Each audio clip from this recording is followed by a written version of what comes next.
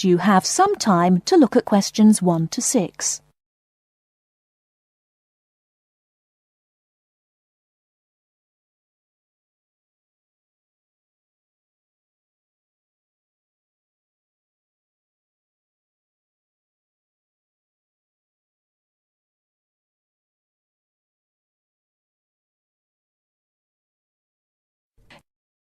Okay, everybody, welcome back to the new term.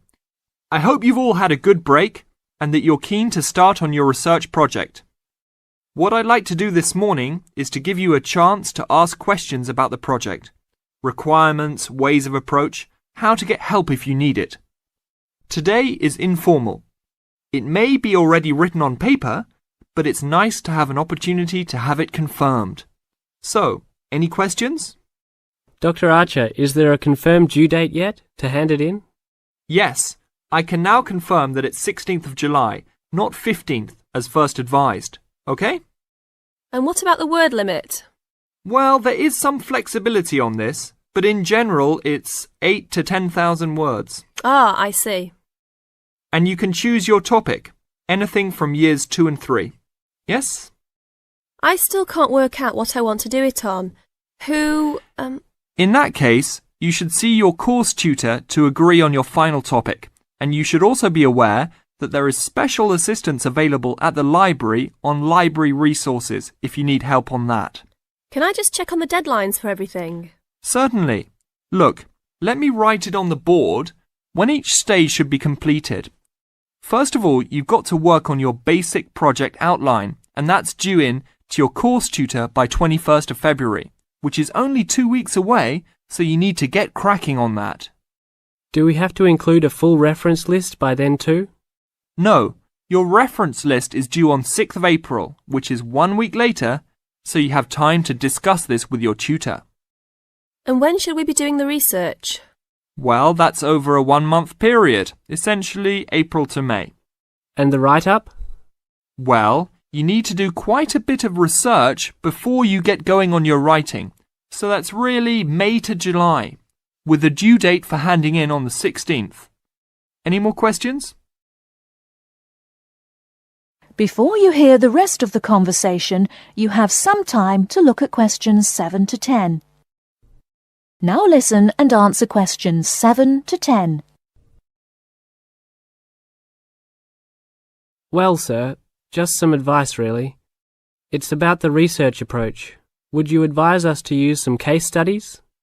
Well, Larry, I know these can be difficult to arrange sometimes, but I really feel they are of great benefit in this subject. You can always talk to your tutor if you're having difficulty. Yes? I've looked over some previous research projects that are in the library. Is that a good idea, sir? I heard... Okay. I don't think you should go through them in detail, especially at this early stage, or you might end up being influenced by them more than you realise. But yes, it really is about the best guide you can have to what's required to what's expected in this type of project. Sorry, Judy, I butted in on you. That's all right. It's just that I noticed one project was a joint one. They worked together as a pair. Is that a good idea? Yes, I remember that paper. Working in a pair can have some advantages, but to be frank, this is meant to be an individual project, so it's best to work on your own. About using subjects, is it okay if we use family members? Your own relatives? I don't see why not. They probably offer some advantages in terms of availability, although you need to guard against possible effects on your research outcomes. So, you can if you want. Perhaps you should discuss this with your tutor if you plan to use relatives, so you can approach it in the best way. Okay, thanks. Okay then. Well, I hope we've been able to sort out a few things.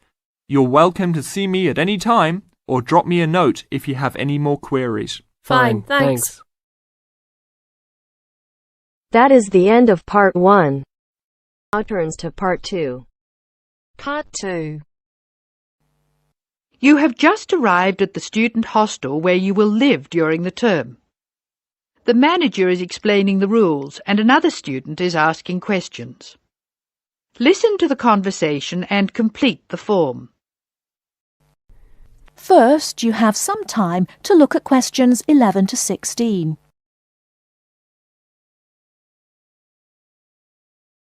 Now, listen carefully and answer questions 11 to 16.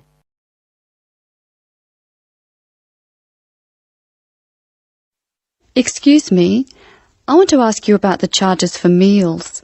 Are they the same as they were last year? No, I'm afraid they're not. We've managed to keep most of them the same, but we've had to increase the charge for breakfast. How much is it now? It's $2.50. It used to be $2. I see. What about lunch? It's unchanged, still $3. Does dinner still cost $3? Yes, it does. We've managed to keep the prices down this year, but the best deal is the 3-meal plan for $48 per week. We give you vouchers to present when you come into the cafeteria, and you get 21 meals for your $48. That works out to a little more than $2 a meal. The 2-meal plan is also at last year's rates of $36 per week. We give you vouchers for that too. My sister was in this hostel before me. I'm sure the hours for breakfast used to be longer. Yes, they were. They used to be 7 to 9:30, but to keep our expenses down, we made them 7 to 9. Lunch is the way it was, though. Hold on. Dinner, 6 to 7:30. Isn't that a change? Yes, it is, and in fact the form is wrong. It used to be 5:30 to 7:30, but now it's 6 to 8 p.m. 6 to 8 p.m. That's good. So, which plan would you like? I'd like to think about it, please. I need to check my lecture schedule. Before you hear the rest of the talk, you have some time to look at questions 17 to 20.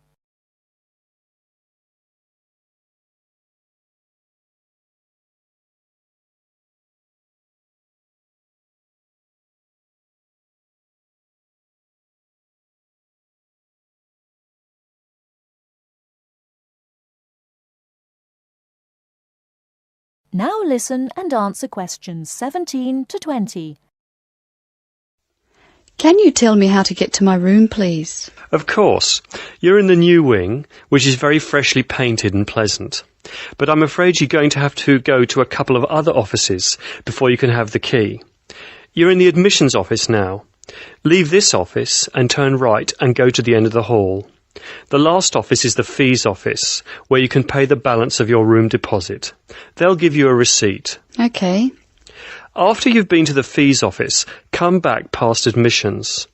You'll see a very large room at the northwestern corner of the building. You can't miss it.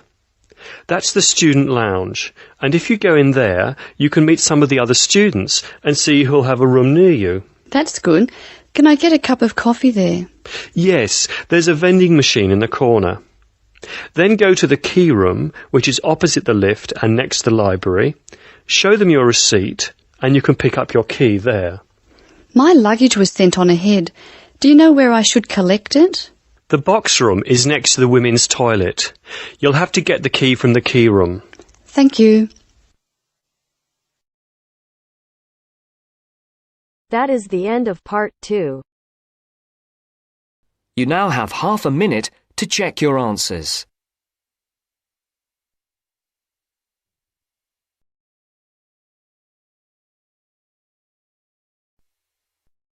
Now turns to part 3. Part 3. You will hear a conversation between two students who will discuss a project they're working on together. You have 30 seconds to look at questions 21 to 27.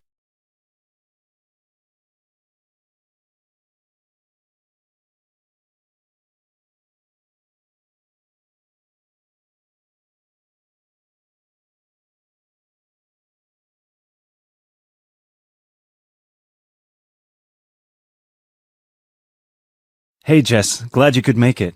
We've got a lot to discuss. Hi Matt. Yes, sorry I'm a bit late. I did bring all my notes with me. Yes, me too. Where shall we start? Well, I think it would be a good idea to clarify our objectives just one more time. Yes, good idea. Okay, here we are. We need to record, photograph, and identify the plant species in 10 1-square-meter plots. Does it say anything about where these plots should be and how they should be laid out?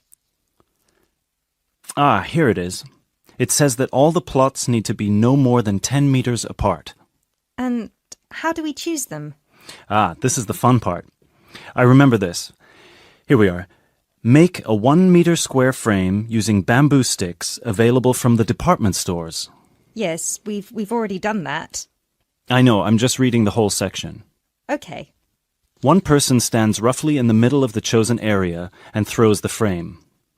The other person uses a tape to mark out the square where the frame landed and returns frame to thrower. The thrower then turns a few degrees on the spot and throws again. The thrower must turn slightly after each throw and vary the force of the throw until after the 10th throw they are pointing in almost the same direction as the first. That sounds a bit complicated. That's only because it's all in writing. It's just a simple throw, turn, throw, turn, throw, turn until we have 10 squares. And I guess you want to do the throwing. Well, if you don't mind. I'm sure you'll be more accurate at marking the squares. Yes, I am sure I am, and I'm sure you've got a stronger throwing arm.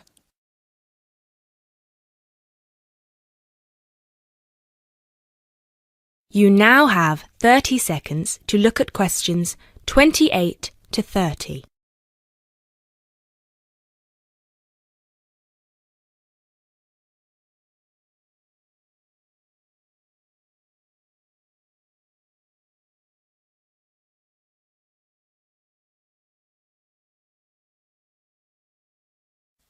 Okay, good. We've got that sorted. Now we need to decide where to go. Yes, I've been thinking about that and I've brought the map. Ah, well done. I forgot mine. Now, I've identified 3 possible locations, but they've all got some disadvantages. Okay, fire away. Well, the area around this lowland marsh could be interesting. There'll be a lot of interesting water plants here. Looks good, but what's the problem? Mainly that it's already a designated nature reserve, and I think there's already been a lot of research done here. Ah, I see. Well, I'd rather do something that's new and can be useful. I agree. That's why I identified this area further west. See, here, behind the beach. Oh yes, I see. That area there, where it's flat, but quite high. Exactly. If you look a bit further inland, you'll see that there are hills which will protect that area from strong north winds. I see. Excellent. But what's the problem? Just that it may not be very interesting. We know that the geology there is not conducive to a wide variety of plants. I agree. So what's your last idea? Well, I think this one is a bit of a winner, although I did want to show you the other 2. Look up here on the north coast. Where? See this bay? Well, I know that there's been quite a lot of studies done here, but a bit further to the east, behind this headland. No one has ever looked at that. Well, I certainly couldn't see any studies. That is interesting. And the plant life could be a bit different because of the shelter from the wind the headland provides. Exactly. Brilliant, Jessica. That's a great idea. We'll go there.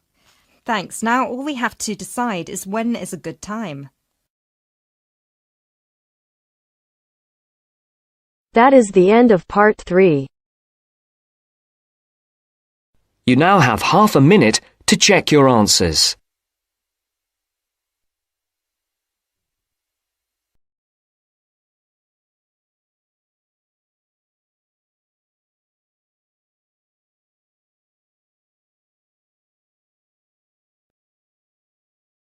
Now turns to part 4.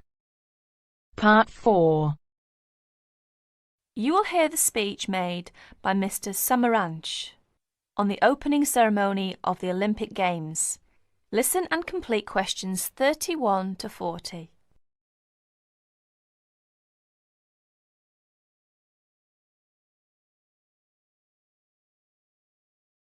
Here is the President of the International Committee, Mr. Samaranch's speech at the opening ceremony of the 26th Olympic Games. I'll read it for you. On behalf of the International Olympic Committee, it gives me great pleasure to welcome you to the Games of the 26th Olympiad, Sydney 2000. The goal of the Olympic movement is to contribute to building a peaceful and better world by educating youth through sport practice without discrimination of any kind and in the Olympic spirit. In the spirit, nations and youth of the world come together every 4 years to celebrate the world's largest sporting festival.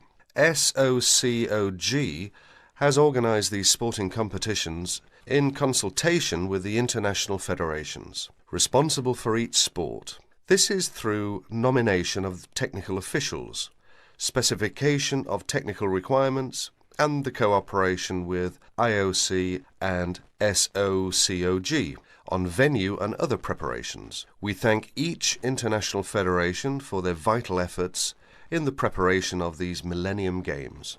The Sydney 2000 Olympic Games is also the centenary of women's participation.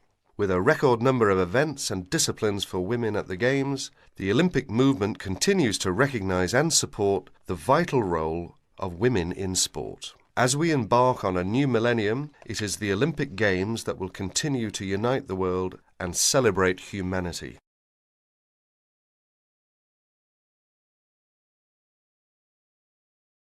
That is the end of part 4.